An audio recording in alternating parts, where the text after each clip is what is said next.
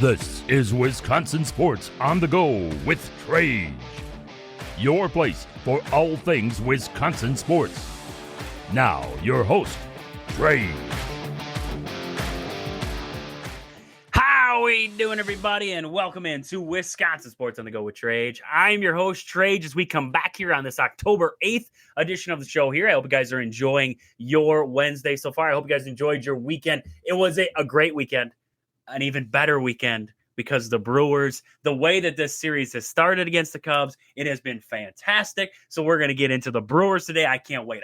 My wife asked me, she's like, what's the hardest part about preparing for the show? Because as you guys know, this is my day job right here. This is, just a Wednesday thing right now until we talk. The radio is going to talk about doing more, but as of right now, it's a Wednesday thing. So I have a day job on top of this. So it's like, what's the hardest part? Getting the material together. Like, what is the hardest part about getting this show? And I was like, it's the intro. I said, it's always the intro. What do you start out with right off the bat, talking about how do you get into it? How do you get with the flow? Because after you get with the flow of things, it's like a conversation. You just kind of, it just flows off your tongue. But it's always the beginning. And today I sat there and I'm like, how am I going to get this show ready? How am I going to get into it right off the bat? And I was easy. The Brewers.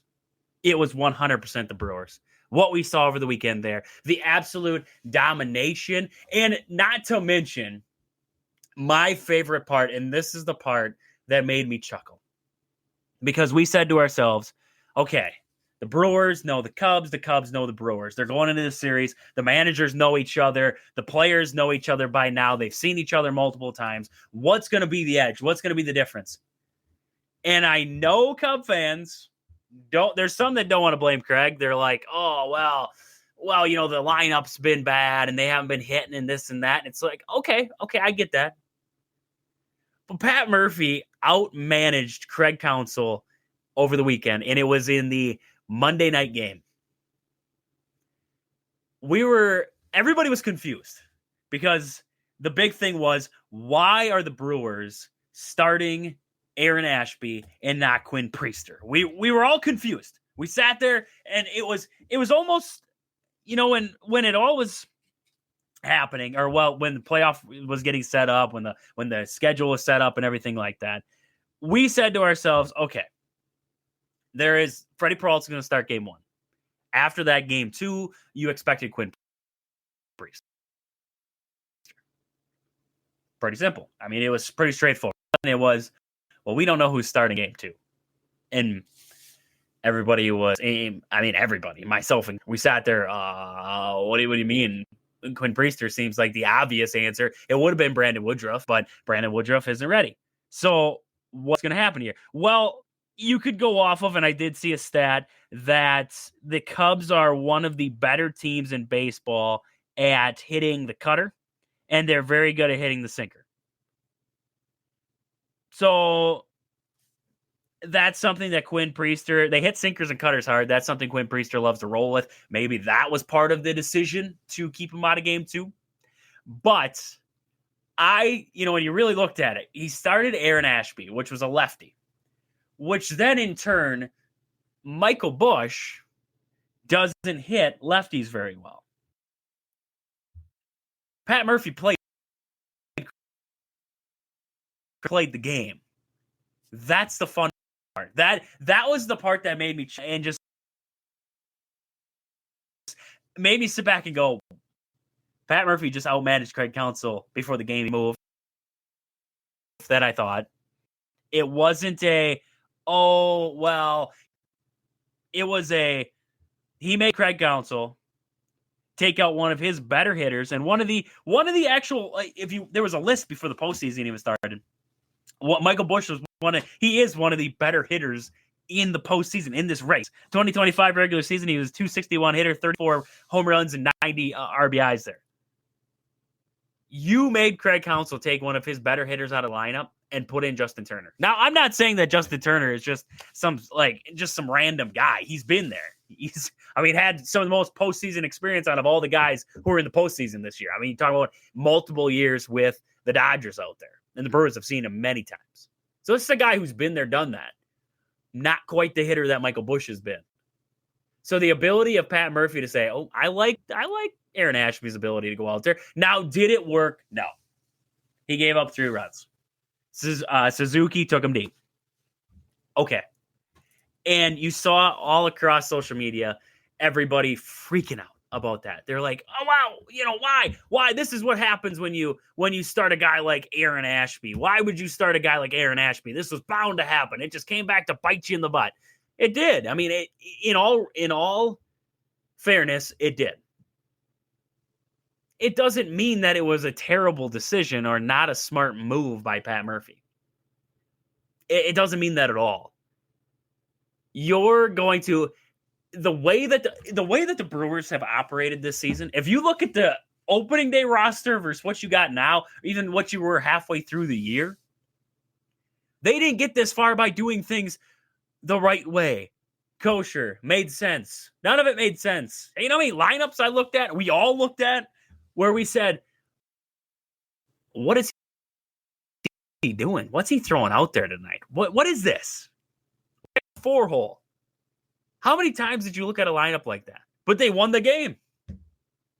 They found a way to win it. That's exactly what we saw here. Sure, Aaron Ashby gave up 3 runs. Sure. It was a bullpen game. And it worked out, didn't it? We sit here and I am subject to this too, and guilty of this.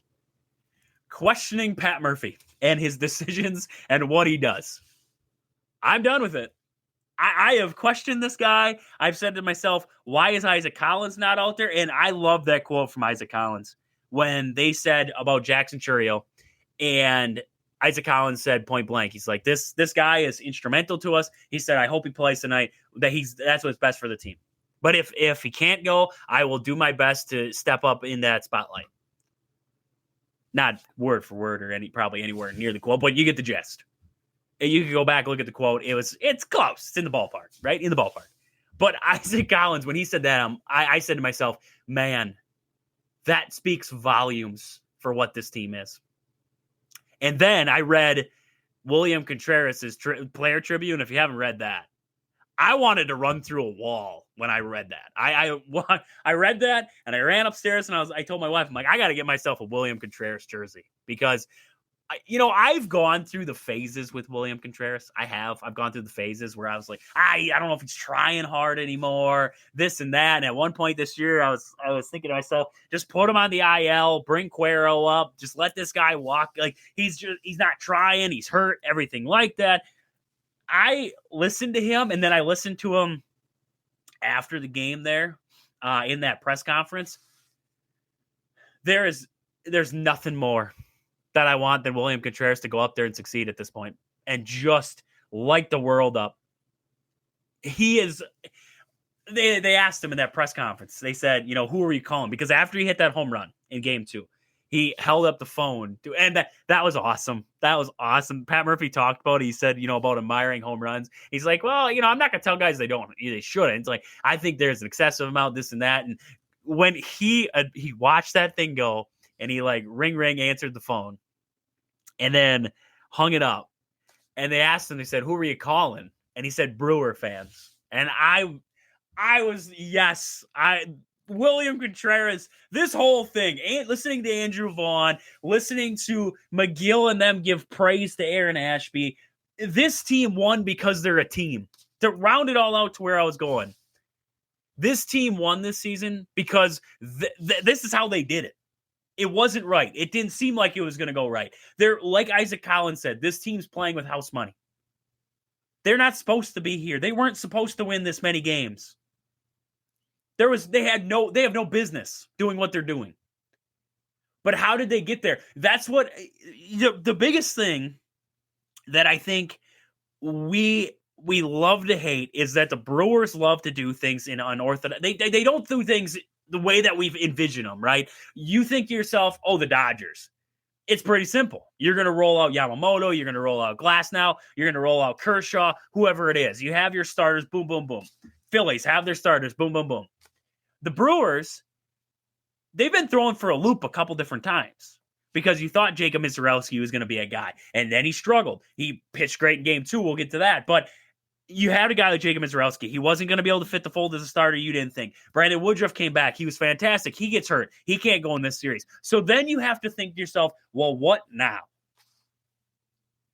How do I throw a monkey wrench into this? Because I feel like, and that's where Pat Murphy was, I feel like we have this thing. We know what we have to do. We have a deep bullpen, which is rested, because you look at what game 1 entailed, they were blowing them out. They didn't have to really work through the bullpen in game 1. So you look at it and you said to yourself, I have this rested bullpen. What do I do with it? Okay, I can pitch a bullpen game in game 2, and I trust my guys. And this was the thing too. I trust my guys, but at the far end of that trust, I have Jacob Misiorowski. I have Robert Gasser. I have guys who can extend this thing as starters forward. And I can save Quinn Priester. One of the better pitchers in baseball this season has been Quinn Priester. One of the better trade acquisitions. That word, butchered it last week.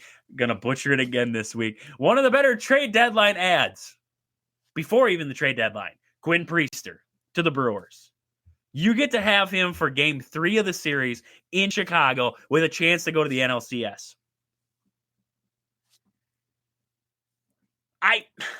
It's setting up just like that. And then you can have Quintana go in game 4. And then you would have Freddie Peralta for game 5, if needed, back in Milwaukee. And if you don't need him, if Quinn Priester can win this game, you have Freddie Peralta for game 1 in the NLCS. Even possibly if game 4, you pitch Quintana, they win, you still have Freddie Peralta for game 1 in the NLCS. So you have now opened this avenue where you have a lot of pitching options and a lot of ability to get yourself out of places. The Cubs, and this is where Craig Counsell outmanaged himself once again, and this is where I'm praising Pat Murphy and saying that Craig Counsell has, in fact, struggled. Matthew Boyd game 1 and Managa game 2. It shouldn't have lined up like that if you're Craig. But this is where the Brewers, being the way that they are, this is where they've taken advantage of it. And that's where I'm getting at with this whole thing. The Brewers, the decision to go with Aaron Ashby in game 2 was Brewer baseball. Didn't have to make sense. It made sense to Pat Murphy.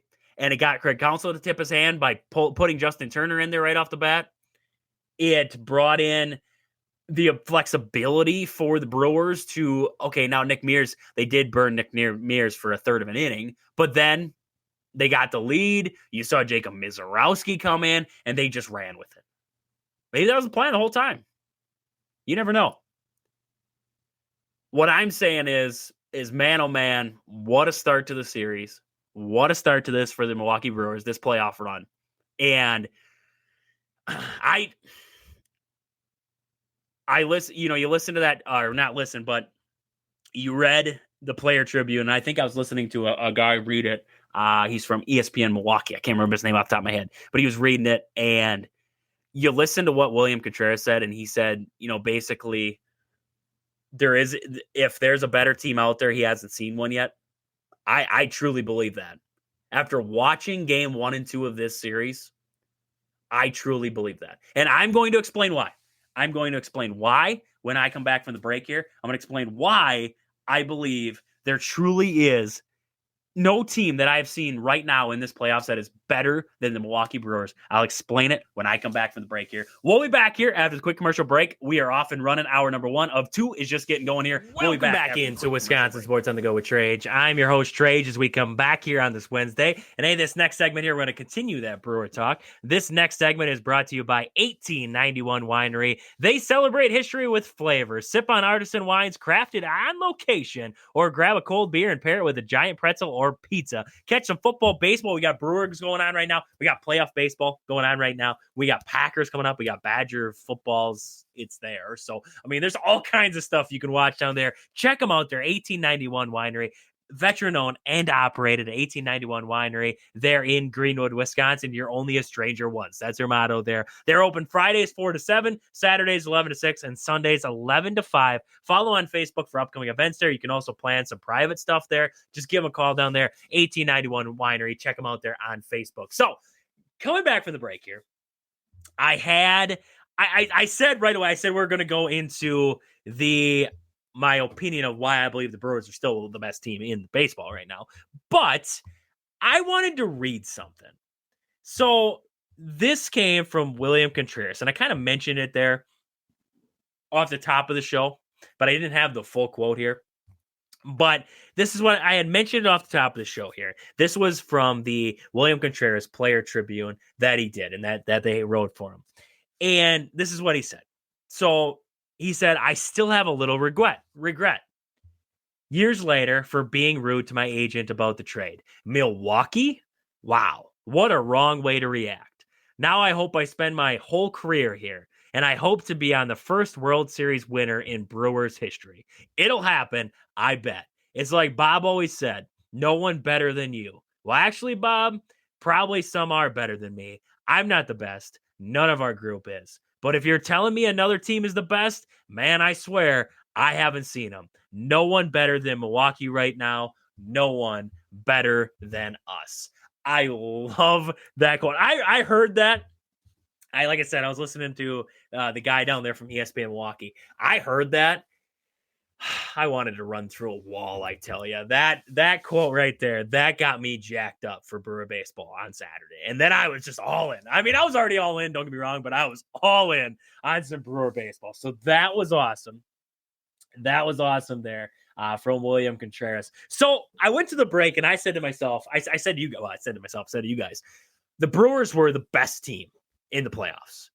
And I'm going to explain why I believe the Brewers are the best team in the playoffs. So if you want to text into the show, make sure you're doing it 715-990-4914. That is 715-990-4914. I'd love to hear your guys' thoughts on the Brewers, my next comments, anything like that. I believe the Brewers are the best team in the playoffs, and this is why. When I watch the rest of these series, when I watch the Phillies, when I watch the Dodgers, when I watch the Yankees, some of these other teams, even a team like I don't know if you'd say the Blue Jays, because Blue Jays can hit. Just looking across the scope of the playoffs right now, I say to myself, which teams have multiple ways to beat you? Like, you look at the Yankees. I don't believe the Yankees can beat... The Yankees can't beat you. Okay, I'm not even going to say I don't believe they can. The Yankees can't beat you without the long ball. They can't. I'm watching it. I'm seeing it. We're watching it in this series against the Blue Jays. How did they come back? Long ball. How did they lose? How did they get out of the series to begin with? They couldn't hit it. It's real simple when it comes to the Yankees. Even a team like the Phillies, they haven't been able to connect on the long ball. Why are they losing 2-0 in a series right now to the Dodgers? They can't connect on a long ball. Kyle Schwarber becomes irrelevant when the long ball isn't there. The Brewers have this crazy ability where we watched it over 2 games. Now, I know game 3 is happening as I'm talking right now, so I can't vouch for what's happening right now in the Brewers game. But games 1 and 2. Game 1, we saw the Brewers go 8 singles, 3 doubles, score 9 runs. It went crazy fast there on the Cubs. Game 2, we saw them go 3-run home run by Andrew Vaughn, solo shot by William Contreras, and a 3-run shot by Jackson Chourio to dead center there. Set up by guys getting on base. You know, we watched it. Before Vaughn, you had Contreras dump a single with 2 outs. You had Yelich dump a single with 2 outs. And then Vaughn comes up, hits the home run. Contreras, bomb. And then Chourio, I think Durbin got hit by a pitch. And then Ortiz singled to center. And that brought up Chourio. Ortiz playing an inch. Ortiz is batting really well in the 9-hole right now. I have a bet going on with my uncle. He told me that Joey Ortiz is going to hit 300 or above here in this series. I said there ain't no way. Right now he's batting above 300 going into game 3. So I might lose $5, but I'll be okay. If they sweep the series because Joey Ortiz Like he said, he's going to go 3 for 4 in the series sweep. So if he's right on that one, here we'll see if he's listening to this part. I'll give him an extra 5 if he's right that Joey Ortiz goes 3 for 4. I'll give him $10 in total there coming off this series. But the Brewers, they to me are the best team because they can win games in multiple ways. Offensively, they get on base. They have guys who can steal bases. They put the ball in play. They make you make mistakes. They make you have to earn it out there. As we saw in game 1, Sal put it in play. You knew guys were busting it around. Nico Horner made the mistake over there at second base. You have those kinds of things that, everybody says, wow, it's just the Brewers doing this, silly stuff, and you can't win baseball games like that. You got to hit the long ball. I really think, why did they say that? They just ticked them off. Like going into game 2 of that series, and they just started launching the ball. I said to myself, they just ticked them off. That's all they did. After that Andrew Vaughn home run, I was like, well, they just proved they can hit the long ball too. Watch this. Boom, William Contreras. That was crazy. That was crazy. That was a crazy sequence of events there in that game 2 there to start off that one, because you had Suzuki go deep in the top of the first, bottom of the first. Brewers are like, I got nervous. I don't know if I got nervous, but I said, oh boy, here we go. Like, it's going to be a game now. And then we watched as Brewers got a guy on 2 outs. Brewers got a guy on, another guy on, and Andrew Vaughn launched that one. And it was like, all right, there we go. We're back. We're nodded. And then from there, boom, Misiorowski came in, was fantastic. And it all just went there. The Brewers have multiple ways to beat you on offense. And then I look at the pitching side of it. You have a guy like Freddie Peralta, who has been, if it wasn't for guys like Paul Skeens of the world, would be a very good chance he'd have a Cy Young. But you got to deal with Paul Skeens. And Freddie's been fantastic. So he's going to definitely have some votes there for Cy Young. He won't get it. It's going to be Paul Skeens, but he's definitely going to have some votes. So you got that. You got the starting pitching aspect where you have a guy like Freddie backed up by a guy like Quinn Priester, who's been nothing but fantastic since coming to Milwaukee. And then you have Jose Quintana to back that thing up. You have guys like Misiorowski out in the bullpen. You have Robert Gasser out there. Logan Henderson's supposed to be on the mend. Maybe we see him as they get further into the playoffs. We'll see on that one. Brandon Woodruff, hopefully, right? Knock on wood. We see him back and healthy here pretty darn soon. You got this pitching staff. Though it seems deep, the thing with it is they have a lot of length in their bullpen.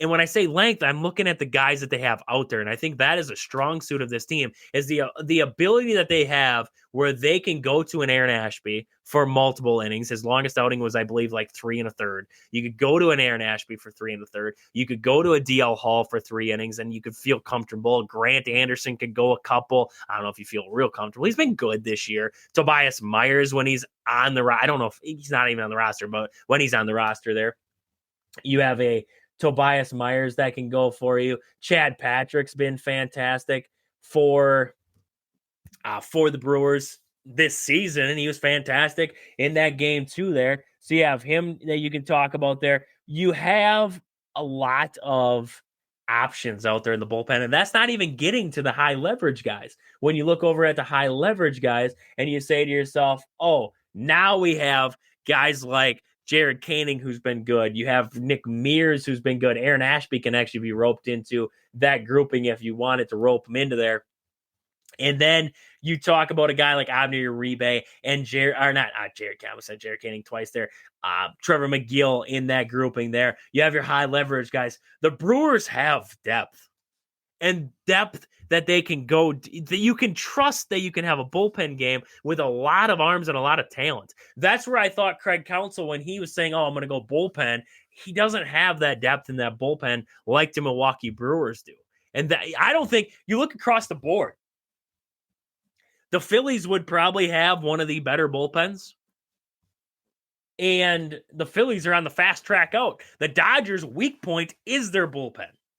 The Yankees don't have a great bullpen if you can get to a guy like Devin Williams. And then, Bednar, the Brewers have hit Bednar in the past, so I want to say the Yankees aren't a better bullpen. Let's see. We look across there, the Blue Jays, solid bullpen. I'm not going to say that they're better than the Brewers. And then Mariners, I don't like the Mariners bullpen. The Brewers have a darn good bullpen. So you look across the board, you look who has the most complete team. I would say the Milwaukee Brewers, if they don't have the most complete team, they're pretty darn close to whoever you would say is, or whoever you would say does. So I at that rate, I'm just putting it out there. The Milwaukee Brewers, to me, I think, are the best team in this playoffs. Now, is that saying that the Milwaukee Brewers have the best talent? No, I'm not saying that they have the best talent. Because you could look and say the Cubs have a more star-studded lineup than Milwaukee Brewers. Sure. You could say the Yankees have a more star-studded lineup. You could say the Dodgers, of course. You could say the Phillies. Yeah. But when you put it all together, when you say, and that's where I think why I read that quote off from William Contreras. When you put it all together, who can you say has the better team than the Milwaukee Brewers all the way around? I haven't seen them. I haven't watched them. I'm watching these other series out there. I haven't seen them yet. This is a really good Milwaukee Brewers team. And I think we have to sit here and just appreciate it. I see way too much complaining across social media. Why is Murph doing this? Why this? Why that? Why don't you just sit there and be like what I do? I take a Miller Lite and I sit down and I crack it at the first pitch. And that's my go-to. I put on my Willie Adames jersey and I crack that and I sit on the couch and I watch the game. And what happens. And I get jacked up with it. I'm one of those guys. Yes, you guys just got out of that. I'm a superstitious person. I do those same things every time. But I got that, and then I'm one of those people that I'll yell. If I'm going to go to the stadium and yell, I might as well yell at my house too. I'll yell. Not right now because the kid's sleeping upstairs. So I got to be a little quiet. So it's like you get the fist pump going on. And I thought I threw my shoulder out the other night. I was fist pumping so hard when William Contreras hit his. It's just like, yeah, you just get fired up. You got to get fired up. I understand the people are like, why do you get so like crazy about this? I get that. I get those people. But I also get the people that get super excited for games, even when they're sitting at home. I'm good at those people too. I get it. I'm there. I almost broke my grandma's ceiling fan when Vito Brown hit a 3-point. I think it was against like Notre Dame or something like that in March Madness. Vito Brown hit a 3 and I jumped up and my grandma tells me I almost broke her ceiling fan. I don't believe her, but she says I almost did. So if it is broken to this day, I'm sorry. I'm sorry for that one there. But I'm one of those fans. I ride the highs and the lows. We talk about it all the time. We might as well ride the highs and the lows. So I have no problem with those fans out there. But anyways, when we come back, there was a quote. There was a quote from a Cubs not an insider, but a blogger, journalist, whatever you want to call him. I want to read it. I want to read a little bit of that article. Not the whole thing. Just give you the gist of it. We're going to read that because this Cubs journalist believes that the Brewers see the Cubs and Craig Counsell as their World Series, and that's the way that it is. So, yeah. I want to talk about that when we get back here from the break. So we're going to talk about that. We're going to get some Badgers. We're going to get to the end of the hour here, get to hour number 2 on the backside here. So we'll be right back here on Wisconsin Sports on the Go with Trage. I'm your host, Trage, as we come back here on this Wednesday. And hey, this next segment here, we're going to talk a little Brewers, then jump over to the Badgers. This next segment is brought to you by Casa M Spice, the low sodium, clean label, no MSG, no fillers. When I said low sodium, I know I had a lot of people going, wow, no salt. What's he talking about? How do you make a good seasoning blend with no salt, or at least low sodium, right? I don't know how they did it. I don't know. But I'm going to tell you this. It's fantastic. What they came up with, the different kinds. You got whole hog, you got Texas Twister, you got all kinds of stuff. It's good on everything from ribs to steak to burgers, vegetables, eggs, everything in between. Casa M Spice is fantastic. The different blends, you blend them. Whole hog and pecking order go together. Well, I put them on steak, right? You would think whole hog pecking order sounds like chicken. It sounds like hog. It don't go on steak. Those two together, fantastic on a steak. You got jerk chain, you throw that on some veg. I threw that on potatoes the other night. Wow, is it fantastic. You got to check it out. Casa M Spice. Find them any Ace Hardware, especially Foreman's of Loyal Kobe or Medford. You can find them there. You grab some Casa M Spice there. You can go online. You can check them out across social media. You can find them in the online stores, everything like that. Make sure you're checking them out. Casa M Spice there. So if you want to chime in to the show here, make sure you're doing it. 715-990-4914. That is 990-4914. I'd love to hear your guys' thoughts on anything happening. Brewers, Packers, Badgers, everything in between. Love to hear it. And make sure you're checking us out across social media. Wisconsin Sports on the Go with Trade. If you want to find the podcast, also there. Wisconsin Sports on the Go with Trade across all podcast platforms. So I went to the break. And we were talking Brewers, and I saw this quote when I was at the break. So they asked Jacob Misiorowski because he had that flip. It was a ground ball back to him, and you would have thought, average day you'd have flipped it to Andrew Vaughn, and he ended up running it all the way to first base. And you were thinking, like, why did he run it all the way? He could have just flipped it. He didn't have to do his full sprint over there. And this is what he said. He said, I was honestly scared to overthrow Vaughn or do something stupid.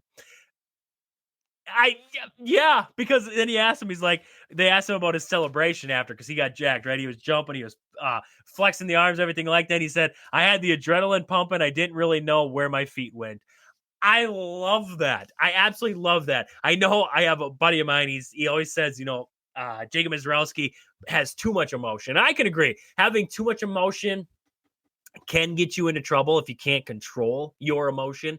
I'm good with this though. If he comes off that mound and he's fired up, I love that. I love the reaction that he had. It got the crowd fired up. It got me fired up. It made me think and know Jacob Misiorowski's feeling it tonight. And we knew that when he came in pumping 104. When he came in, I looked at my wife. I was like, you're going to know how much his adrenaline's pumping by this first pitch, because I bet you it's going to be about 104, 103 on the dot. And then he went 104 with the next one, 104. I was like, yep, he's feeling it. He's definitely feeling it tonight here. That was awesome. It was absolutely awesome to see there. From Jacob Misiorowski. So I love that quote there. But I saw this. It came from, the article was written by Paul Sullivan from the Chicago Tribune. And I'm not going to go through this whole thing here, but basically it's saying, he said, Counsell was treated like he stole the beer money of 40,000 fans. He's been lustily booed there before both games and during trips to the mound and blah, blah, blah. He's talking about this.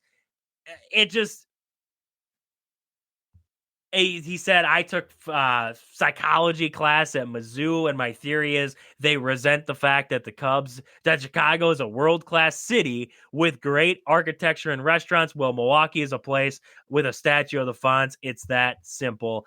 Wow. Everyone has their heart broken at some point, but eventually you move on. Milwaukee refuses to move on from Counsell's snub, even though Murphy has been remarkably efficient replacement. I got to be honest with you, and you can go read this article yourself by Paul Sullivan there. What a dink. Dink. I said dink. What a dink with an N. I hear that. And you know what? Sure. The Brewers have, I don't think the Brewers sit here and we go,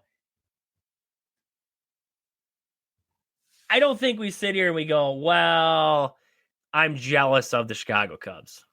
They won the World Series back in 2016. Okay, great. I'm not really jealous of the Cubs at all. What have they done elsewise? What have the Bears done that the Green Bay Packers haven't done? What has you could say the Bulls, sure, with Michael Jordan. You needed Michael Jordan to do it for you. Outside of that, what has the Chicago Cubs, the Brewers as of late? What happened in game 163? You had the division all locked up. The Brewers tied it. They beat the Cardinals, tied it. Well, game 163 in Wrigley, and the Brewers beat you. Yet the Brewers we look up to the Cubs. We look up to the city of Chicago. No. Actually, your stadium is identified as a toilet bowl. Chicago Bears. Outside of that, what else? Honestly, at this point, what else is the city of Milwaukee looking at and saying, wow, we love that? The problem that I have with Craig Counsell, it's always going to be, I watch the videos where Craig says, nothing like Milwaukee. I love Milwaukee. This is my home. This is my place. And he took money to go somewhere else. I love Pat Murphy. I'm glad Craig Counsell left. I'm good with it. It doesn't mean that I respect Craig Counsell's decision that this was the place he went for money. It was about money. My biggest problem in life is that everybody and every athlete and everywhere thinks that they need more money, and that drives this whole entire business. It's the problem I have with the MLB. Why guys have to make so much money, and there is no salary cap because of the players union and such. That's a whole nother ball game to get into. But I am not going to sit here and say I have a respect for Craig Counsell for making a decision to go to the Chicago Cubs. No. Craig Counsell, if you made the decision to go to the Cubs, you should know full well that the Milwaukee Brewer fans, the biggest rival of the Chicago Cubs, is going to be, the fans are going to be upset with you for years to come. I don't know what you expected. What did you expect? You might say, oh, just get over it. That's fine. I sit here and dwell on it. It's not like it takes up my entire day. I just sit here and, I wonder what Craig's doing in Chicago right now. I don't care. When he shows up, I'm going to boo him just because it's fun, right? Manny Machado stepped on Jesus Aguilar's ankle in the 2018 playoffs, and to this day, I still dislike and boo Manny Machado. All he did was stepped on Jesus Aguilar's ankle or kicked his ankle. That was it. And I still boo and dislike him. You think I'm going to get over Craig's pretty fast? No. You went to the Cubs. What did you expect? That's like if you quit your job tomorrow, you're great friends with your boss at work. Your boss is your best friend in the world, and you quit. And you went over and you worked for the competitor. Your biggest competitor, your biggest rival. Do you think your friend is going to be very keen of you? Probably not. So, no, I don't care what Cub fans think. It would be as if, let's just say, who seems like he's been there for a while, like an Ian Happ or a Nico Horner decided just go to Milwaukee. I'm going to go to Milwaukee next year. Cub fans would probably not be too happy with that. It's like if Chris Bryant or Anthony Rizzo would have gone to Milwaukee. You don't just do that. I don't understand. I don't get it. I really don't. If you're that diehard of a Milwaukee person, or like a fan or a player, and you love the city and you have nothing but love for the organization and everything like that, then it just comes true that you just dislike the Cubs. So going and playing for the Brewers and then managing for the Brewers and then leaving for a couple extra mil to go and manage the Cubs. The Brewers offer was still going to make him, as far as I knew, the Brewers offer was still going to make him the highest paid manager in baseball. It just wasn't going to give him everything that he had there. But if you realistically, if when I look at it, if I was a Cubs fan, I would be jealous of the Milwaukee Brewers. If I'm a Phillies fan, I'm jealous of the Milwaukee Brewers. If I'm a Dodgers fan, I'm jealous of them. Mets, same thing. Yankees, everybody. You want to know why? Because the Milwaukee Brewers do so much with little and have the best record in baseball with one of the least payrolls. And look what the Mets did with the payroll that they had. Look what the Phillies are doing with the payroll they have. The Cubs, the Yankees, all these teams with the biggest payrolls in baseball. How's that working out for you? So you know what this sounds like, Mr. Paul Sullivan from the Chicago Tribune? You know what this sounds like? A guy who's watching his team get absolutely dominated by the Milwaukee Brewers in game 1 and 2. Write in an article sobbing while writing it, crying because he is jealous of the Milwaukee Brewers and has to find a reason to complain. Did you complain about the roof being open too in game 1? Did you complain about that too? Because it's controlled by the MLB, not the Milwaukee Brewers. They weren't doing it to get an edge. They weren't doing it for any of that. It's controlled by the MLB. They can't just open the roof. Everything that happens with the roof when it comes to playoff time is dictated by the MLB. So you want to yell at somebody, yell at them. If they wanted to give the edge to the Brewers, that's because nobody likes Chicago. There you go. That's what I got to say to that, Mr. Paul Sullivan at the Chicago Tribune. That article, if you guys want to read it, you can go through the whole thing. I just read bits and pieces here off to you guys, and I'm at whatever. Brewer fans dislike for Craig Counsell. You'll never understand it because you're not there. You're not watching the videos from the past where Craig's telling you all this stuff about his love for the city and everything like that. And then you have to watch him go put a Cubs uniform on or Cubs shirt on. That makes you feel good about him. And he went to your rival right after leaving you.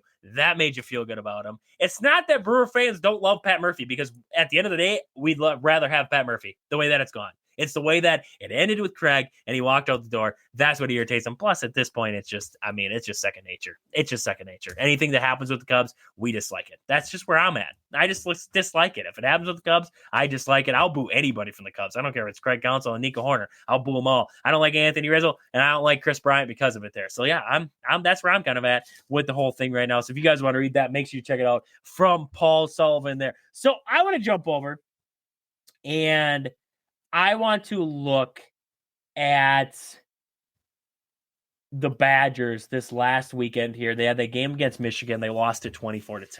And the Badgers, I got to say, they had the best opening drive of the entire season. Or actually, you know what? I'm going to go crazy here. They had the best opening drive of the entire Luke Fickell era in that game against Michigan. I don't know if it's because they blitzed them and Michigan didn't know what was going on. They threw Hunter Simmons out there and it just threw him for a loop. I don't know what it was. But the Wisconsin Badgers had everything cooking on that opening drive. And you know what irritated me the most? So you go down the field. You walk down the field in the opening drive. You go, I believe it was 12 plays, 75 yards. Walk down the field, opening drive, 6 minutes, 50 seconds, and score. And then Michigan came back. They scored a touchdown themselves. But then on the very next drive, Danny O'Neal comes into the game. And I'm thinking to myself, why is Danny O'Neal in the game? You just orchestrated your best drive of your entire coaching career in Madison. In my opinion. I'm pretty sure it was. And you decide to pull the guy out that orchestrated that drive and throw in the quarterback that you had before. Why? Why mess with it right then? Now, do I think it was going to make a big old difference in the world? Maybe not. I don't know.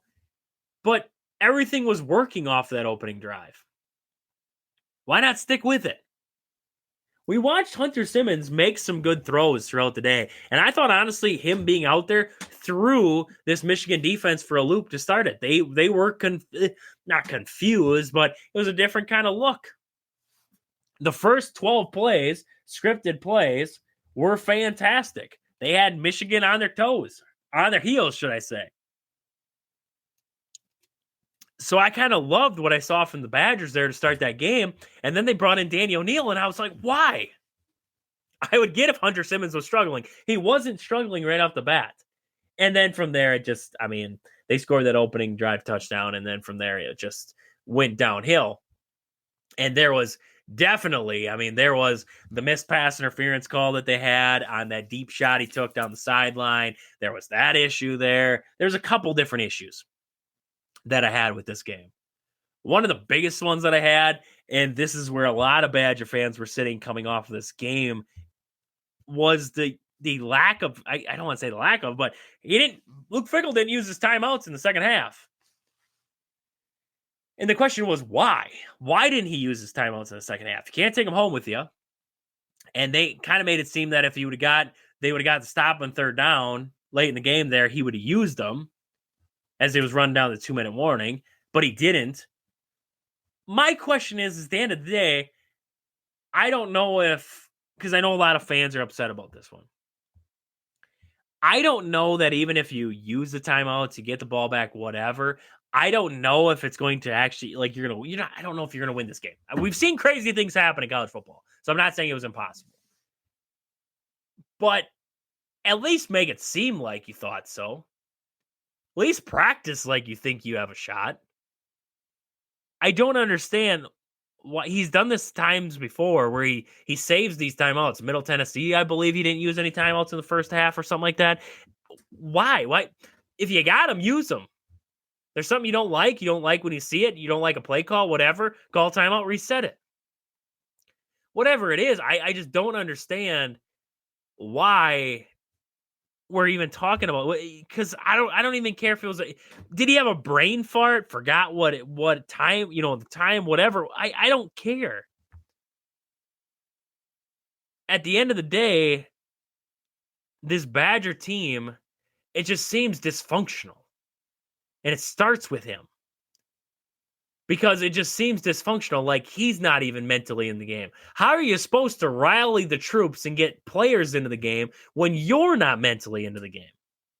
That's my biggest question. I mean, yeah, you just had over 2 minutes and you probably weren't going to win that game, but act like you're the head coach of this football team. And that's where I think my biggest problem on the day was, in a game where, and this is where I had the question earlier. Somebody asked me, they said, are we really at the point of this of being Badger fans? Are we really at the point where now we're looking at this and saying this was a good loss because they didn't get blown out? Are we at that point? Yes, we are. That's where we're at. I mean, honestly, that's where we're at. A 24-10 loss at Ann Arbor and in Michigan, and you held close there in the first half, 10-7, and then it just kind of went south on you. It looked better. There were moments, and that's where this game, there were things you look back at and you say, I kind of like that. There was a few plays by the defensive line where they got to Bryce Underwood. They kind of rattled them in the backfield there. They slowed the outside, the run game, that first drive that Michigan had. They busted off that huge one there. I believe it was Haynes that had the big one for 43 yards. They busted off that big one. They gave him 175 on the game. But a lot of that was on that first drive. That first drive there for him. Otherwise, the run defense, it settled into this one. And the rest of the game looked pretty good. Outside of that first run, you look, it's like 130 or 125, something like that. I mean, I'm not exact math there, but the run defense looked good. I mean, again, the run defense came in this game looking good. They looked good after that first drive. And then, like I said, I mean, the offense, Hunter Simmons had moments where he looked okay. The offensive line looked better with Heinzen in there in the center spot. Instead of, they moved Kadonko over. They brought Heinzen in, and he ended up playing in the center spot. Davis Hines in there, so he made his first career start there in the center, switching positions there. The offensive line continues to move, but maybe, just maybe, after watching this game, they found a combo that looks like it might work. There's a lot you can take away from this and say, well, I like that. I like the look of that. And there's a lot of bad, which I think the worst part of the entire thing was looking at this team and saying, yeah, this is where we're at.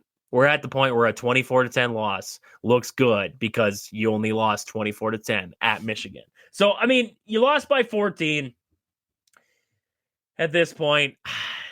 You got Iowa coming up here. It's homecoming. You got Iowa, 6 o'clock game. This Iowa game, what does it feel like? You know what?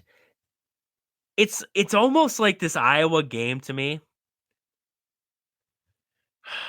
it's the one chance for this Badger team to salvage something of this season. That's what I got to say to it. This Iowa game feels like this is the one chance for this Badger team to salvage something yet. Because I look at this game, after this, they play Ohio State, they play Oregon, they have Indiana left, they have Illinois, they have Washington, who's a decent team, they have Minnesota. If you lose to Iowa, the season's basically kibosh. Because you have Ohio State, Oregon, Washington, Indiana, Illinois, Minnesota. It doesn't even matter if you pull off one of them upsets. You still end up with 5 wins. This Iowa game at home against an Iowa team who you don't know who's going to be starting at quarterback. They've had their struggles. The defense is still good, but they're still, I mean, Iowa is what Iowa has been. This is a game where Wisconsin, if they come into this one fired up, the guys come to play, maybe they can pull this one off, but it feels like this game coming up is their one chance to salvage something of this season, in my opinion. So that's kind of where I'm looking with this one. I was asked the question, did the close loss to Michigan move the needle into feeling better about this team and feeling better about Fickell? No, not at all. It moved the needle for the team. I think there's a lot of potential. As I've said before, I think there's a ton of potential on this team. Did it move the needle for Fickell? No. I don't count a 14-point loss to Michigan as a move the needle kind of move. Just because you lost a close game to a ranked team, he's done that before. The close loss to Oregon, the close loss to Penn State. He hasn't beat a ranked team. He's had close losses before. It doesn't make me feel better. So, yeah, that's kind of where I'm at with this Badger team. So, they got Iowa coming up, 6 o'clock game, coming up FS1 on Saturday there. So, it should be some good stuff there. That'll be if the Brewers do have to go to a game 5. It'll be after the Brewer game.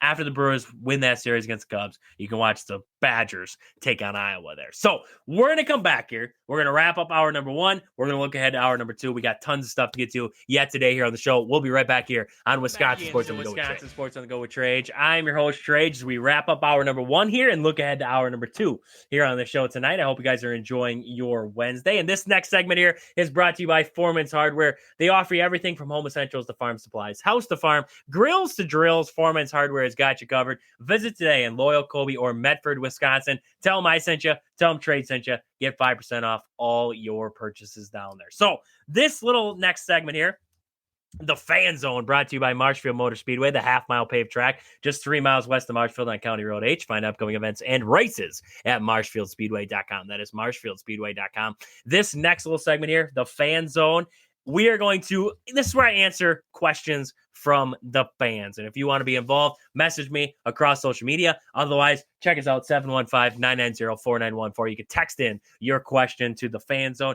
This is one that came in.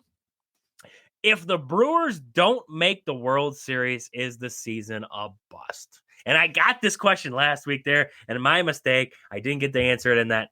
I said last week I'd answer it in the next segment. I completely spaced. I get all out of sorts sometimes. No, because like we've said, and everybody knows, this team is playing with house money. If they go game 7 of the NLCS against the Dodgers or the Phillies, if the Phillies make it out of the series, if they go game 7 of that and they end up losing on a Shohei Ohtani walk-off home run or something, it's something crazy. I don't knock on wood, it doesn't happen. I'm not going to call this season a bust. I want to say they ran into a good team and lost. It's the way that it ends. If you go 7 games against the Dodgers, the heartbreak's going to be for real again, like 100%, because we watched it once before. So the heartbreak's going to be for real. But I'm not going to sit here and say, oh, well, that season's a bust because they lost game 7 of the NLCS. No. Now, is it going to suck? Yeah, 100%. Am I going to be upset with it? You're dang right I'm going to be. Am I going to call it a bust, though? No. Now, they got to win this series with the Cubs first. That's 100%. And they should. Keyword there, should. But outside of that, I mean, you go NLCS games. If you go get swept in the NLCS, okay. Now, yeah, it's a bust. Now it's oh, yeah, you got there again, but you weren't able to get over the hump. So then all those people are going to come out of the woodworks and say, you should have been able to win it. Why couldn't you do it? Blah, blah, blah. You got those people. So it's not a bust in my book if you are able to push a game set or push it in the NLCS, get past the NLDS here, push it in the NLCS, or you get to the World Series and you lose the World Series. Okay, now it's not a bust if you make it to the World Series and lose it. It's just, it sucks. It really does, getting to the World Series there and losing it. So that's where I'd be at that one. Better acquisition, Priester or Vaughn. I think I answered that one last week. I'm pretty darn sure I answered that one last week there. I would say probably Quinn Priester. I'd say probably Quinn Priester, just because of the what he's given to this pitching staff this season here. So I would probably say Quinn Priester there. I had a random one. Is there anything lazier than not putting a toilet paper roll back on the roller and just setting it on top of the roller? No, not really. I don't know.